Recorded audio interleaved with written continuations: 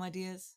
My name is Joanna and I'll welcome you to Johanna Draconis, the Deconstruction of C-PTSD podcast. In this episode, we will talk about the monster inside of you, or however you call it. The thing that lashes out within you and sometimes goes on such a rampage that you are not sure anymore who is in charge. The thing that seems to slumber in the shadow of your soul. Or just you wondering why you behave this way and why your emotions were so strong and kind of just run away with it. The feeling of lack of control can be confusing and frightening. So let us talk about it and shed some light. The funny thing about rational people is that they try to solve everything with logic. I belong to that group. Even emotions. The thing is, emotions do not follow the rules of logic, and trying to tame them might have the opposite of the wanted effect. There are many ways to call it: the monster, the dark side, the emotional other, and so on and so forth. I went with monster. I know, creative. The reason was I was so scared of it. It would cause me so much pain and suffering. How could I describe it as anything else? Lashing out, taking over control, tormenting me. How was that not a monster? It took me a while, but at one point I realized that the monster was just feeling as I did, and just wanted to be loved. And it was protecting me.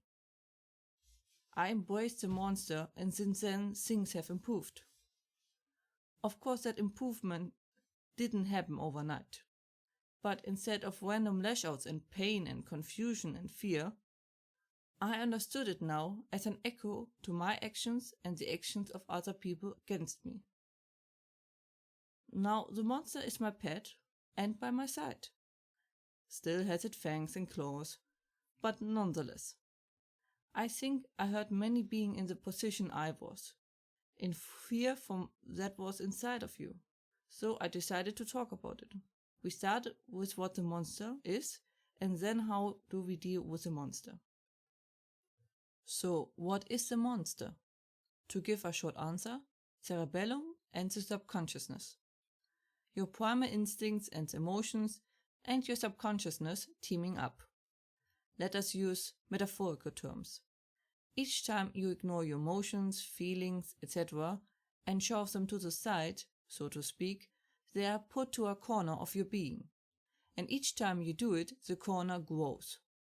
Once it is big enough, it comes to life. So, in reality, it is more that it is now big enough to have an own response outside of your control. Like a pile of clothes starts to develop its own response you can control if it grows too big. And that is what that monster is. Your neglected emotions and emotional side. Often those are negative emotions we don't like to associate ourselves with. That is why we suppress them. But like with everything, if you try to suppress something, it comes back in the worst moments to slam back in your face. The monster is really sort of a split of your own personality. And yes, that is not healthy. So the goal with the monster is to reintegrate it into yourself. The more you suppress and have those negative emotions, the bigger the monster gets, and the more you lose control over it. So, how do we deal with the monster? As I said earlier, by embracing it. More or less. It is helpful to see the whole thing as a being, be it a monster, dog, cat, shadow twin, or the like, as it helps to visualize the whole ordeal and gives you sort of a way to sort this relationship between those two parts. And it gives you a way of mentally interacting with it, therefore being able to regain influence. The main stop should be stop feeding it by suppressing your emotions, etc. and rejecting it. Healthy management of your emotions is so important. The rejection of the monster makes it just more agitated. You learn to embrace it by watching it and reading its reactions to various things. For that visualization is so important. It is important to learn to understand why it reacts the way it reacts. The more you accept your darker emotions and why you react the way you react, the tamer and more harmless the monster becomes. It can become your pet, like it has become mine. Your negative emotions don't make you a bad person. They make you human. Yes, you shouldn't let them take control over your life, but denying them is lying to yourself. This way you are creating a self in your head that can't exist in reality. We want to be good, we always do. We want to be loved and good. But we also need to embrace and accept our darker traits. That doesn't mean we can't work towards reducing them, but they will always be there. The key is to manage them in a way that no one gets harmed.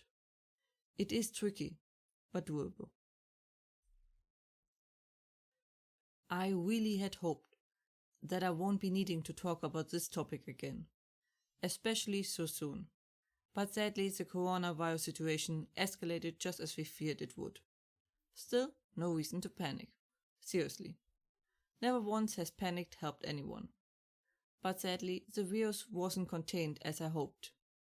I am highly skeptical that the numbers we got for several days out of China can be trusted. So I seriously hope they are correct. But to be honest, I never had a lot of faith in those numbers in the first place. Sadly, a lot of nations with a lot of slums are now also having the virus, which will most likely end badly. I fear and hope I am wrong again. But also the US troubles me at the moment. I really don't see the US government handling the situation professional. What is also troubling to me that the test for the virus can cost up to a few $1,000s. Up to and with no insurance. Which seems to be rather unwise in a situation like this. That means most will go untested, which easily leads to it spreading way further, especially since the symptoms are so mild. So I want to add that I read that it costs way less in a doctor's office or clinic. Also I want to add that you indeed won't get it from the Corona beer. Yes, quite a big fraction believes that. So, enjoy Netflix? The best line of defense seems really to stay inside and wash your hands. And a small reminder that the virus is harmless for around 98% of the population. Stay safe and take care. That was it for today's episode. I hope you enjoyed it. I hope my voice sounded alright. Sick again, sadly. And I hope you are in a better health than me and that you stay healthy. If you have any questions or feedback and the like, please let me know at contactme@johannatakonis.com. More information and transcripts you can find as usually under johannatakonis.com/podcast and links are in the description. Hope to see you next time. Watch yourself and have a wonderful time.